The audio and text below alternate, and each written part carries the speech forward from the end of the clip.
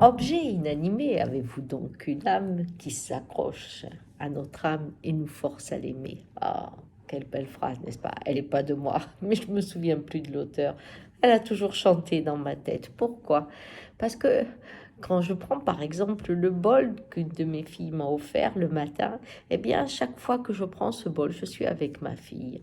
Mais de la même façon, j'aime le fauteuil où s'asseyait mon grand-père. C'est dans celui-ci que je travaille, mais c'est dans celui-ci aussi où il priait, où il communiquait avec son père décédé. Et chaque fois que je m'assieds, que je caresse ce bois, eh bien, quelque part, je suis avec lui. Il y a aussi des objets que j'aime parce que ils me rappellent quelque chose ou je ne sais pas pourquoi. Ils m'apportent de la force, ils m'apportent de la confiance.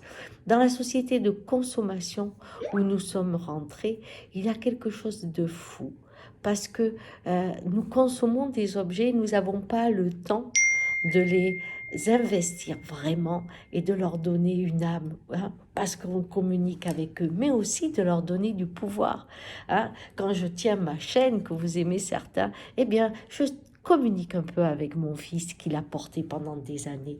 Et cette façon de donner à la table qui a été patinée par les années, les pleurs et les cris des maisons, de lui donner son véritable lustre, qui est celui qui nous fait connecter avec une famille où le temps passe. Dans cette table, quand on se rassied, eh bien, il y a quoi? Il y a les générations qui passent. On est au bout de la table quand on est jeune, à 40 ans, on est au milieu, et après on est de l'autre côté. Et puis on s'en va, mais la table reste.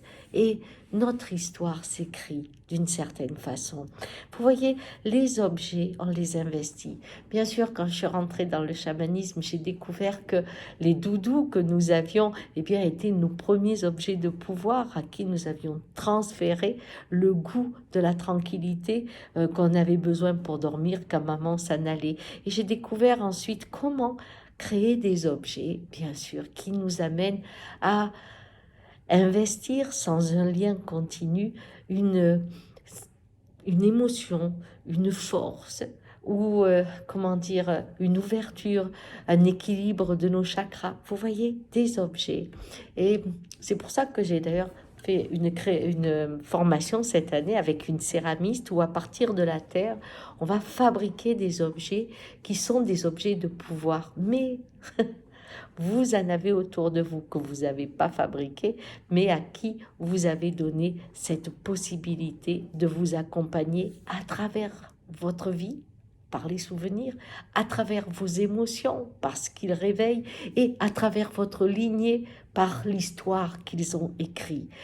Eh bien, je crois qu'il est venu le temps où nous allons retourner dans la durée, hein, où on va pas être dans la précipitation, dans toujours des choses nouvelles, mais où on va rentrer dans l'intense. Il est temps de retrouver le goût de l'objet qui vieillit avec vous et qui est un lien avec un monde de vie et d'espoir.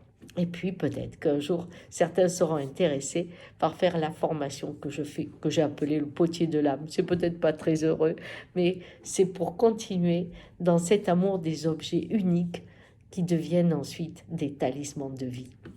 Au revoir.